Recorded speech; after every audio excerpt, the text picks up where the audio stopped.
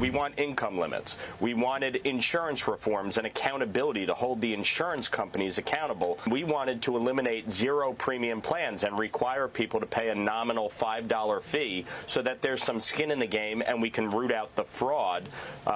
Over 12 million of the 24 million who benefit from the enhanced premium tax credit have never filed a claim. And so we want to make sure that these people actually, A, know they have health care, and B, the insurance companies aren't just bilking the taxpayers. The objective was to get that in the House. Unfortunately, we couldn't reach an agreement with House Republican leadership to get a vote.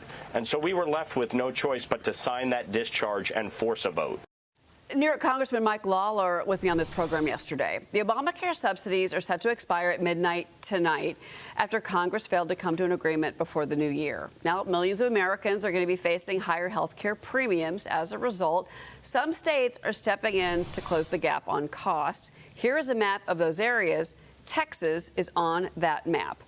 Congress is currently on holiday recess. The House is going to be back Tuesday. The Senate returns Monday. They've got 3 working weeks to fund the government before another fast-approaching shutdown deadline, January 30th. Joining me now, Texas Congresswoman Beth Van Duyne. Congresswoman, you know, the simple question here, what is the plan? What is the plan to deal with health care? You've got a very short window. Democrats are threatening another shutdown at the end of the month.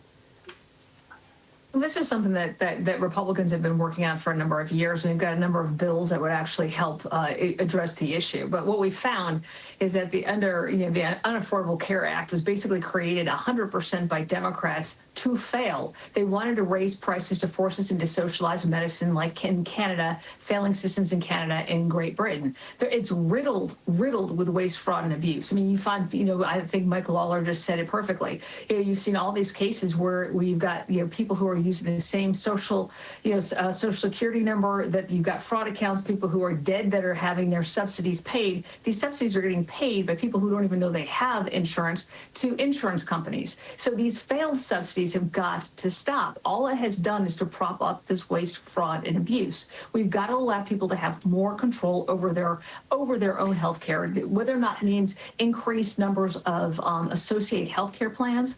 I love Rand Paul's plan where you can actually go directly to like a Costco and buy it yourself. It increases competition and it holds the insurance companies accountable. But that's the problem, Congresswoman, is that there's multiple plans out there. I mean, how can the Republicans get together behind one plan? That, of course, is on leadership. I understand that. That is on Senator John Thune. That is on House Speaker Mike Johnson. But you've got a very short window. There's just 3 weeks. And you've got Jasmine Crockett in Texas. She's saying, oh, yeah, the government's going to shut down at the end of January. Chuck Schumer, I'm sure he's ready for another Schumer shutdown. He thinks it helped the Democrats. Want that, right? I mean, Democrats are going to want, they're going to want as much chaos as they can possibly get. And you know that they're going to want to shut down the government. They're going to do everything that they can to shut down the government because they're not interested in actually helping their constituents. They just want the chaos. They don't want the bills that we've already been able to pass this past year to actually be able to work. They want the chaos. That being said, the Republicans are in control of the House and the Senate. You're in power. We are definitely in control. We're definitely in control of the House by 1 vote. It's going to be even harder after Marjorie Taylor Greene exits on January 5th, where we're down basically to only 1 vote. But we are going to try to do our best to be able to provide choices, and I think that's what happens. It's not going to be overnight. I mean, we've seen the Obamacare fail over and over again, and again, it's the waste, fraud, and abuse. But we do have bills. This has been something that's going to be a priority. I think you've already heard Speaker Johnson say that in the first 6 months, we are going to come up with a very good, a very stable, and a very comprehensive health care plan. But keep in mind, this is taken decades for failure, one after another. Congresswoman, this is Marcus. I just want to add, I appreciate the underlying restructuring idea around all the things you've said. What happens on February 1st?